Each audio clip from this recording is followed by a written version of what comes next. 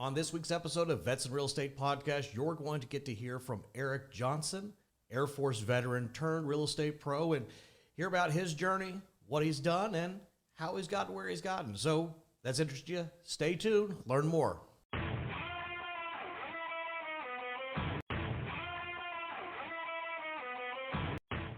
All right, welcome to our next episode of Vets and Real Estate Podcast. I am joined by Eric Johnson, former Air Force officer, now turned real estate professional. Welcome, Eric. Thank you, Will. Appreciate it. So tell us a little bit about what you did while you were in the military. Yeah, so I went to, as you mentioned, I was an officer. I went through ROTC, Northern Minnesota. I'm originally from Minnesota. Went to Morehead State University, did my ROTC at North Dakota State. And from there, I moved about 70 miles north. I was a space and missile launch officer. And so I served up there, Grand Forks, with nuclear weapons, and then did a satellite space surveillance operational tour. And the rest of my stuff was mainly staff related. Did some staff work at the headquarters for Space Command, Colorado, down here at the Simon Center. Got a lovely 4-year tour at the Pentagon, which I loved it, working at the strategic level and everything, but it was nice for the family and things to get back. I was a commander for Air Force recruiting in South Texas and part of Louisiana, and then finished up my career as a recruiting service IG, Inspector General, and enjoyed that. Did a little right around 22 years. So it was a really good tour. Most of that was supervising and leading.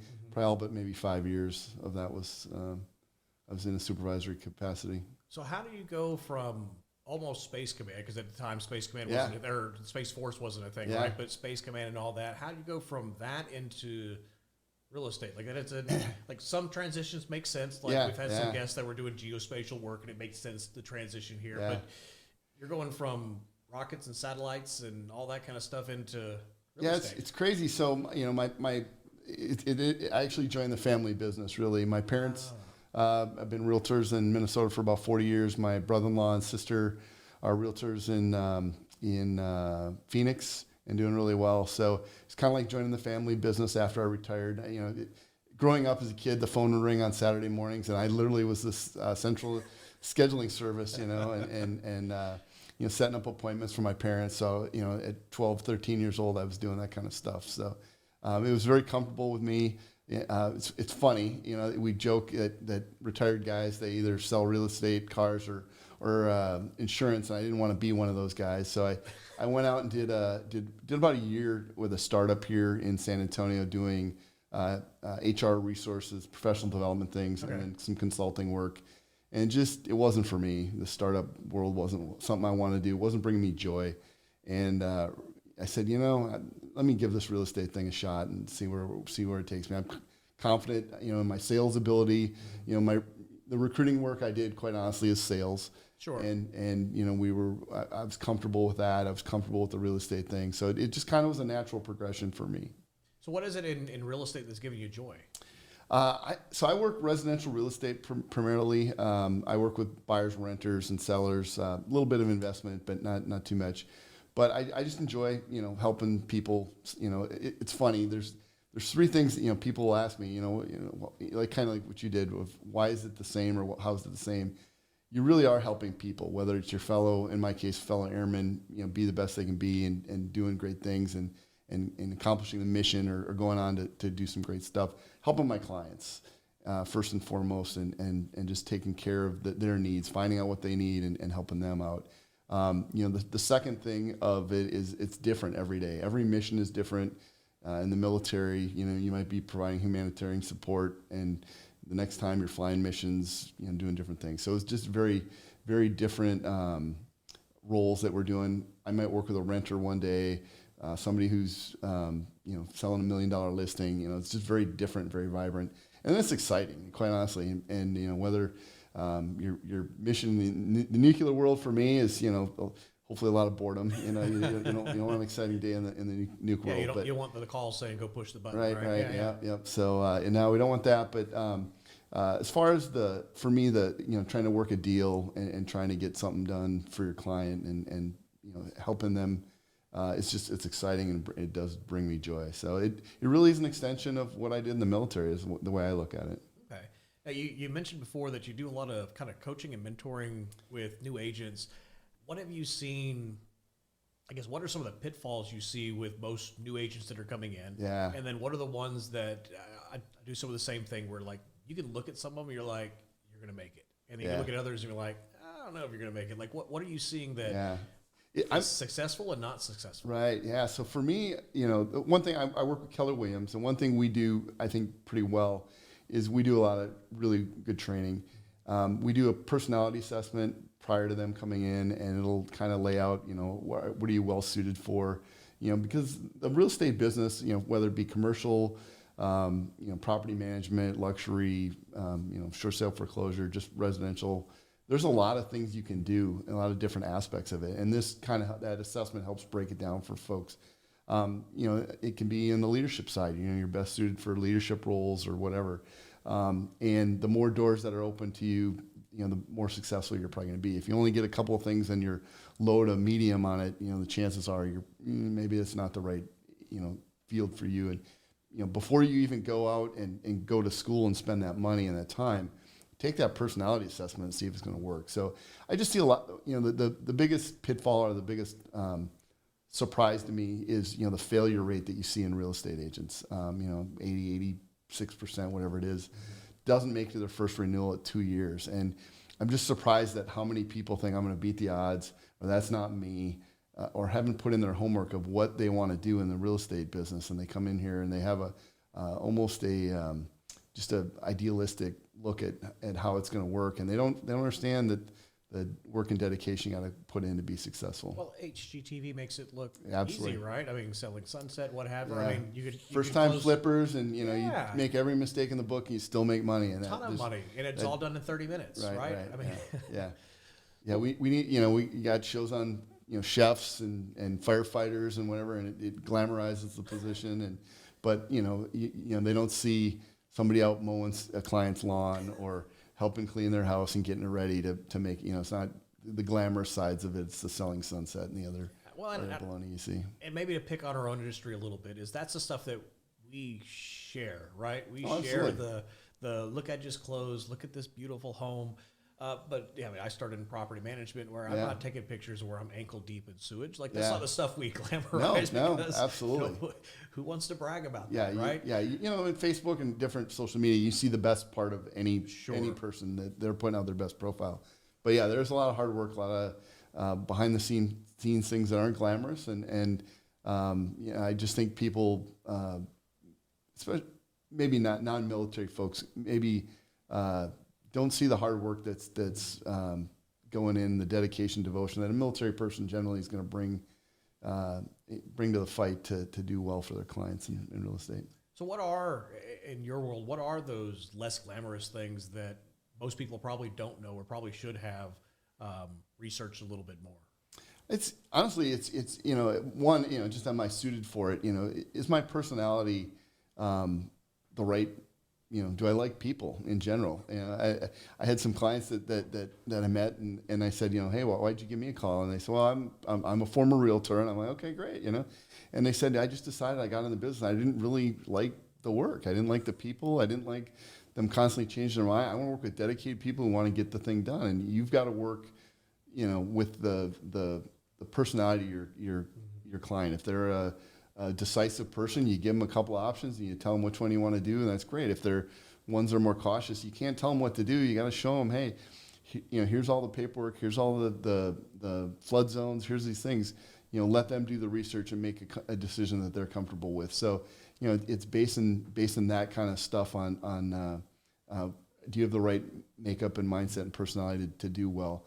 And I just, I think they see, like you said, the glamour, they see the cars, they see the whatever.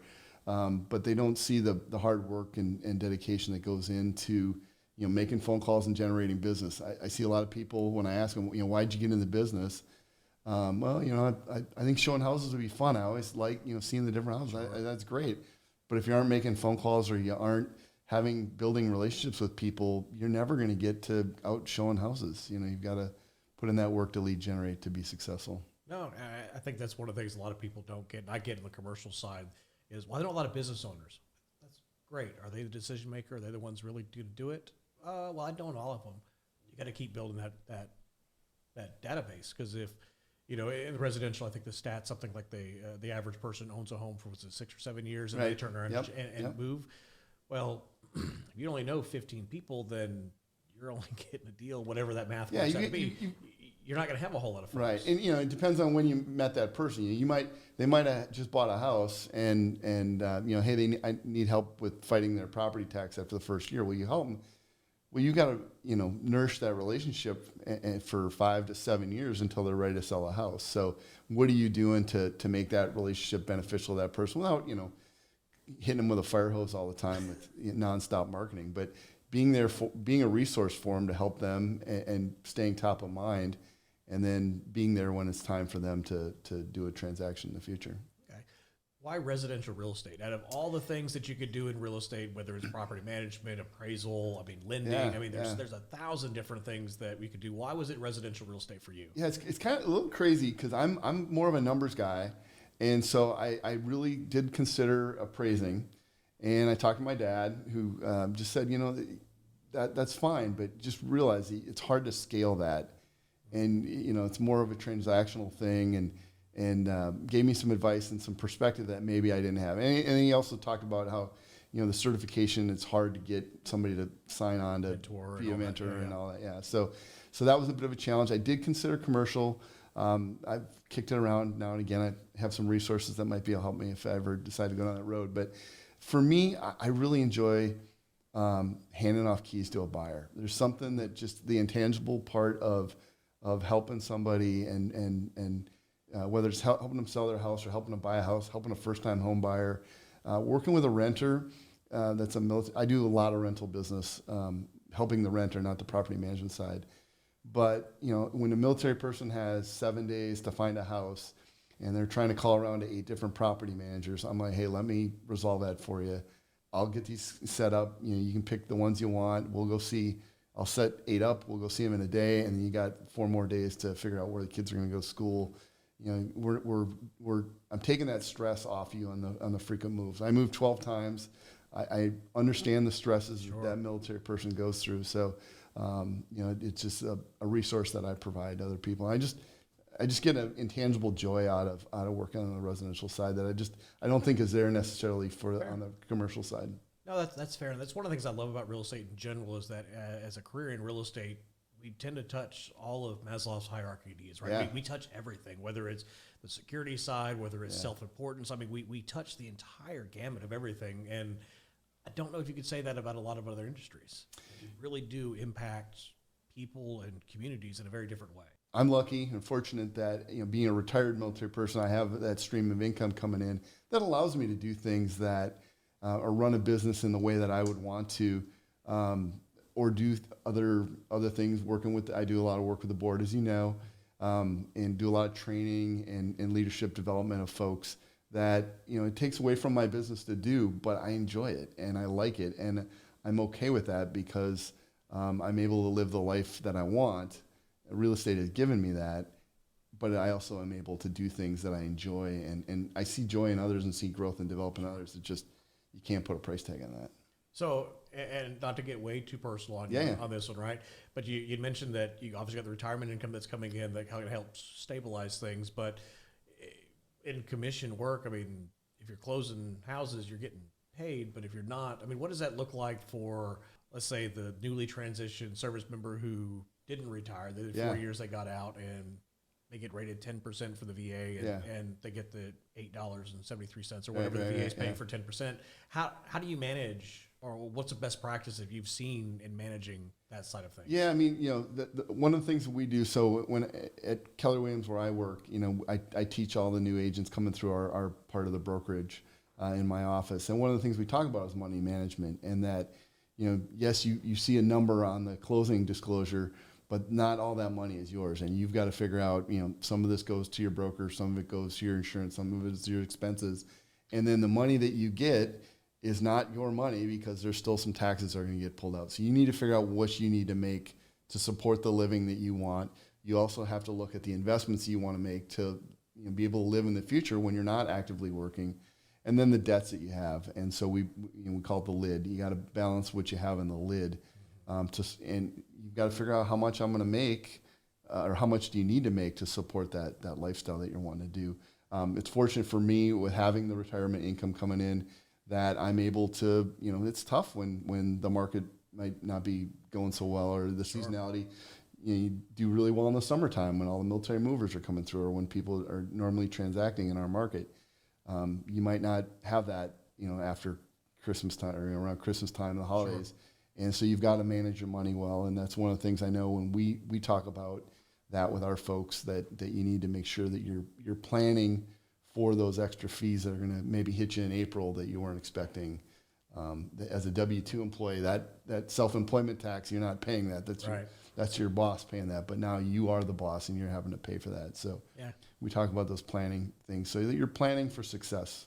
Yeah, that's always the fun thing is when you get to April and I can look at myself where I've got my escrowed account, which I'm like, I got so much money. And then I'm like, Uncle Sam got all of it. Oh. Yeah.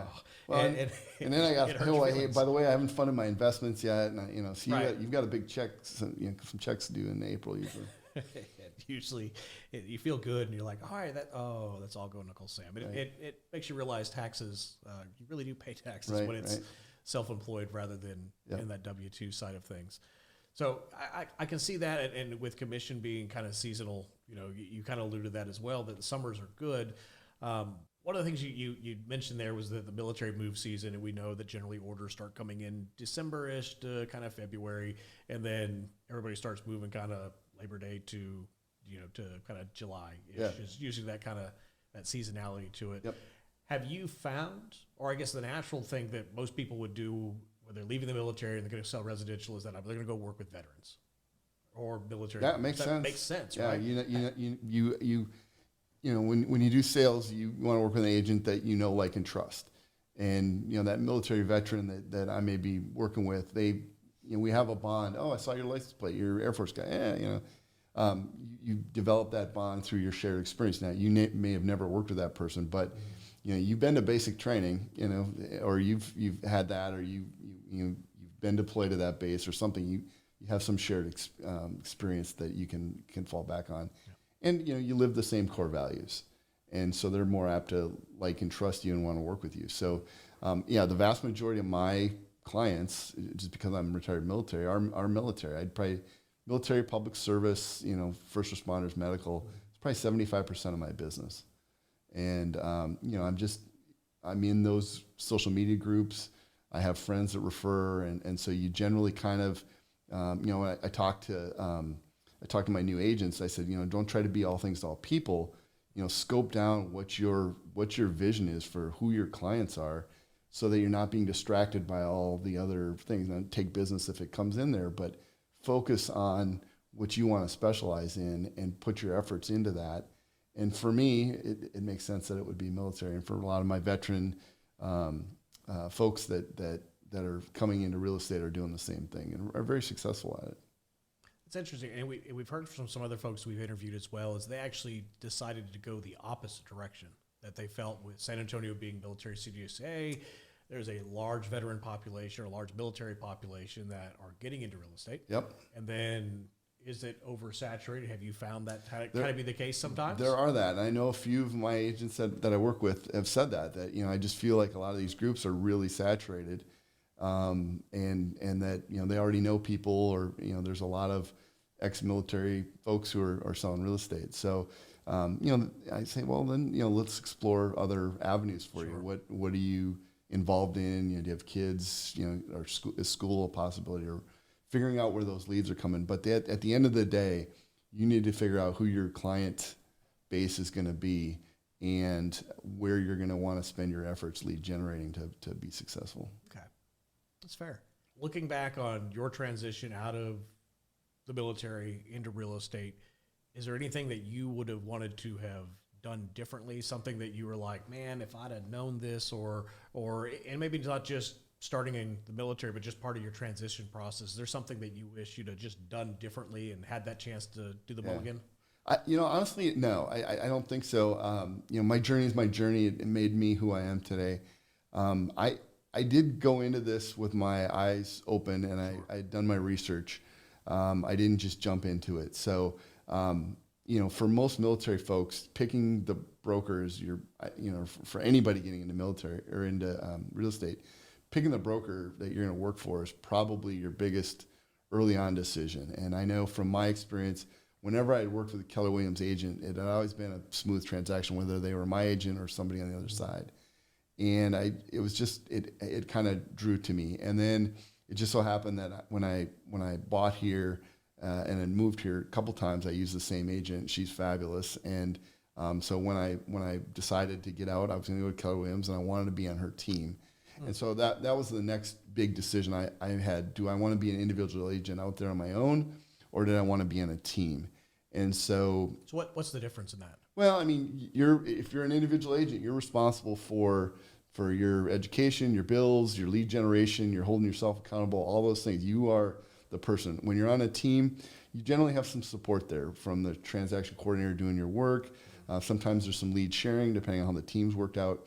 But for me, it was a small team, but we had great camaraderie. We had, one of my teammates is still my accountability partner to this day. And she's able to tell me when, hey, you're telling a story to yourself. No, let's cut through, all the reasons that excuses that you're making, and let's get down to why aren't you having the results you're having or whatever. And just really able to distill it down for me. And so it was just a good team. I was on that team for about a year. And then at that point I said, I've kind of learned, I was more comfortable wanting to be on that team so that I wasn't worried about the sales. I wasn't really worried about the real estate, but kind of putting it all together. And it was just good to have that guidance when I was a new agent. I did that for a little over a year, and then I went out on my own, moved up into the New Braunfels Keller Williams office, and I've been an individual agent up there. So for me, I don't know that I do anything different. I think it was the broker I chose was right. I've been with them the whole time since 2015.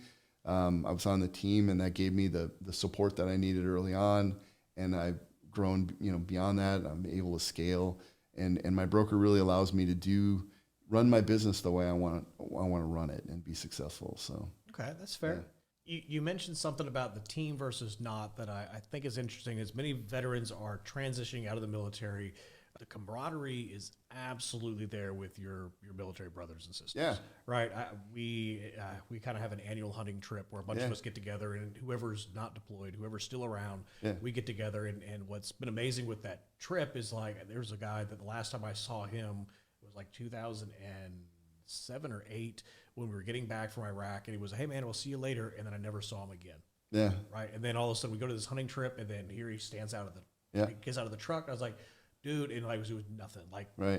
That camaraderie is so real for so many of us.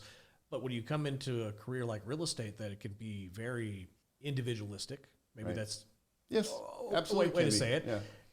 How do you, as a veteran, find that camaraderie? Because I think that's where we start seeing things like the mental health crisis and those things at veterans, is that suddenly you are a part of a cohesive team. Even though you guys may hate each other at some point in time or not, suddenly you're by yourself without that same support system. And there's very number of different brokers, type of setups. There's cloud brokers where you can choose, and for me that wouldn't work. I want to be part of the culture, and I never thought that I would feel the same culture that I did in the military. And I'm not saying that what I feel in Keller Williams is necessarily that tight and that bonding, but it's about as close as I ever thought that, closer than anything I thought. And so the team that we have, especially in my New Braunfels office, they're just amazing people. And you just want to do better because you're around them, and they're so supportive.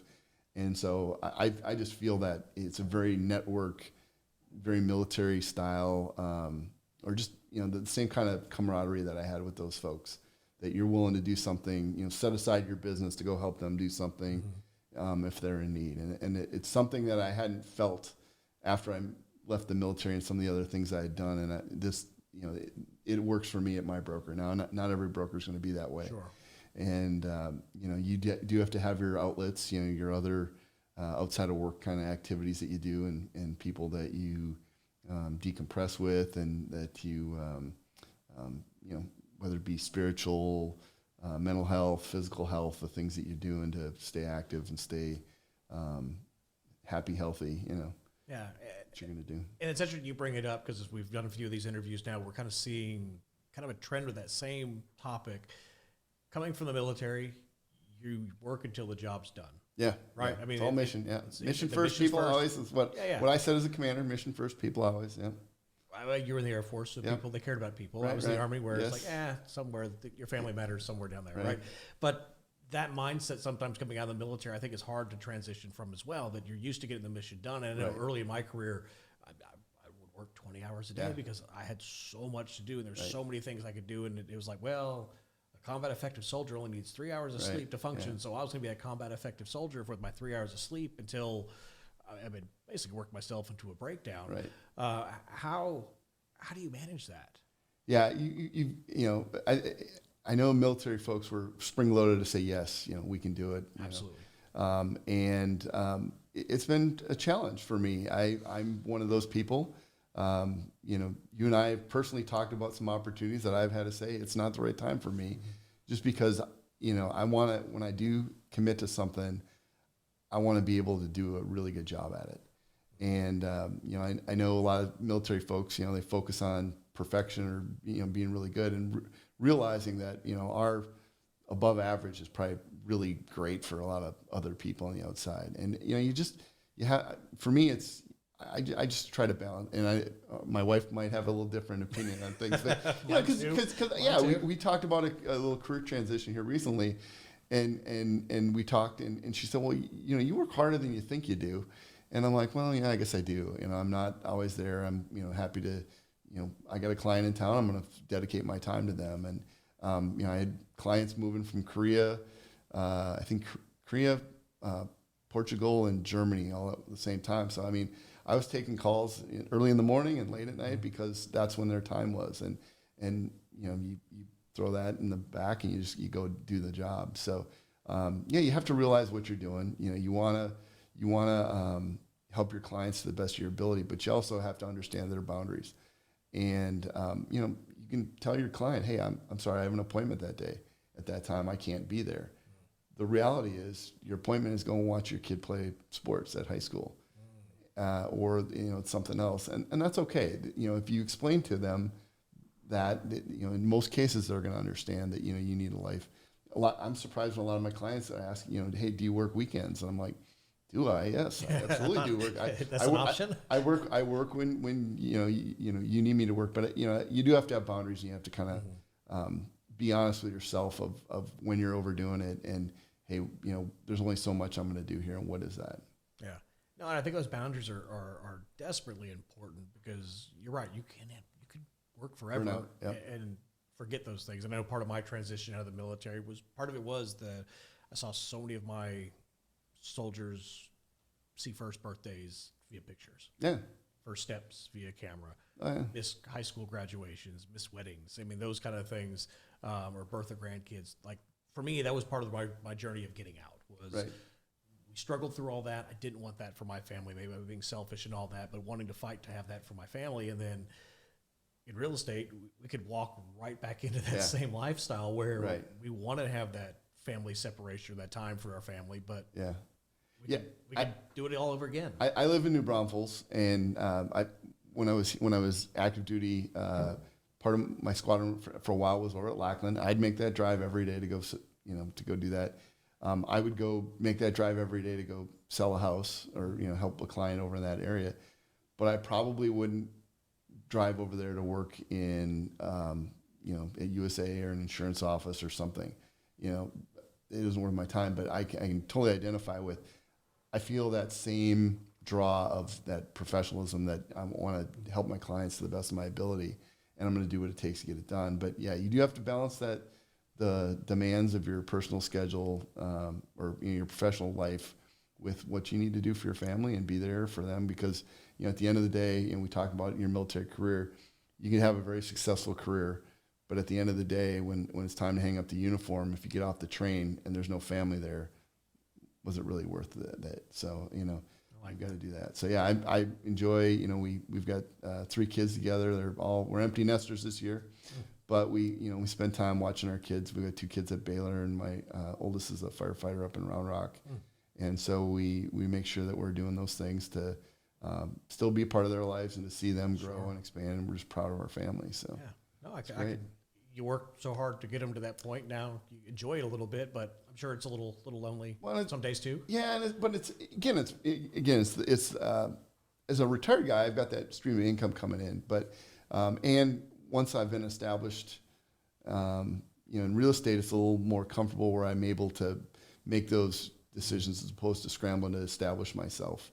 It's a little more of a challenge maybe if you're starting out, but I think having that focus on what you're doing this for, what your career path is, who your clients are, and having systems in place to be able to balance that schedule, you're going to be more efficient and effective if you're working off of a plan versus you trying to chase whatever else, the shiny objects and that was me and the different distractions. I mean, you're going to, hey, I want you to go sell this thing. Well, that's not what I'm specializing in, but I'll go do that because I need a sale. No, hey, let me get you connected with somebody who does a better job at that than me, and let me focus on what I'm good at and what I want to specialize in. Yeah.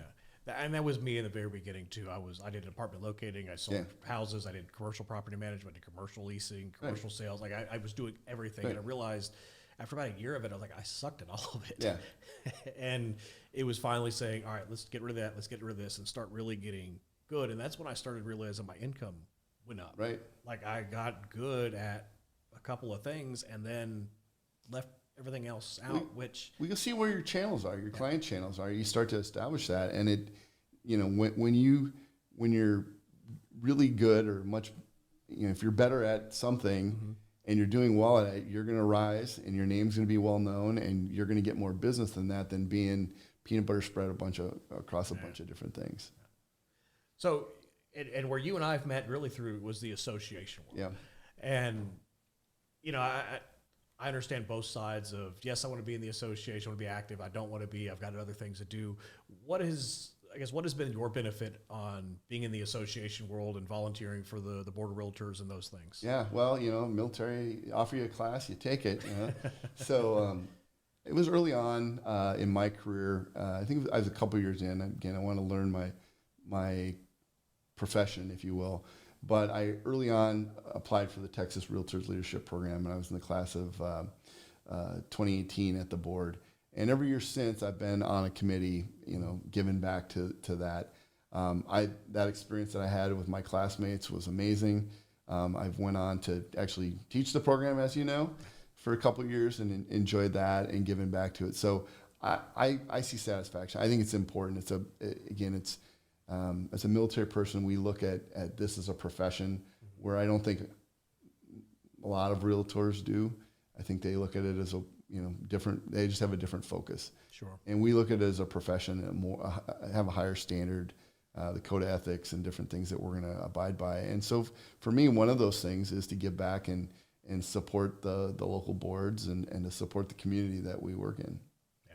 And I think it goes back, and as we're having this conversation, I think it's becoming very clear that your why is giving back. You really want to see others be successful, and even in your career, it's kind of what you're doing, whether it's handing the keys off to a new renter, a new buyer, or working with agents to help them become better. I mean, just very quickly in whatever the 20-odd minutes we've been doing this, that why has been important. Has that been something that has just driven you since you were young? Or did it take some soul searching somewhere at that midlife to figure out what you wanted to do? Or no, I was always wanting to be in the military and do the service aspect of things. I think my dad kind of helped instill that in me a little bit. I had some relatives that had been in the military in Vietnam and in Korea. And so, we didn't have a lot of military service in our family, but a little bit. And I tried to go to West Point, get a nomination. I just kind of missed out a little bit there. Was an alternate, but that I wanted to go serve, and so I went through the ROTC program to get my commission. One of the senior leaders that I worked with, expressed this, and I'm like, man, that captures it all. Is leave the campground better than you found it. And if you can be a positive force in the lives of others around you or in the situation that you're in, if you make it just a little bit better, that's the way to go. And it's one of the daily affirmations that I do, is that I want to be a positive role in the lives of the people around me and just be make it better for them. So that's fair. Yeah.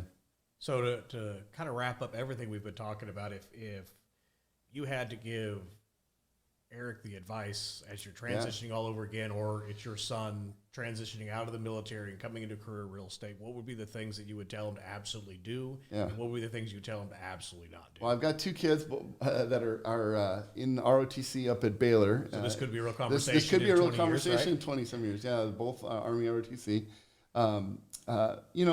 I think it's a great opportunity for military folks. Whether you are retired, whether you're a reservist or guard, whether you're separating, I think that the viewing it as a profession and the code of ethics that we have and the core values that we had in the military align really well. That's fair. And I think that a lot of people are going to do well from the acculturation perspective that we had in the military. On the personal side of things, I think that military members generally are very self-directed, mission-focused, and we talked quite a bit about that. But they're also dedicated. They hold themselves accountable, and they're curious. They take training. They want to do better. They're comfortable in an after-actions report. What could we have done better? Not that we failed, but what could we have done better? What could I have done better in that transaction? How could a 4-star feedback from rather than getting a 5-star with no comments. A 4-star where you actually got some comments. Hey, I didn't think you did this well at this.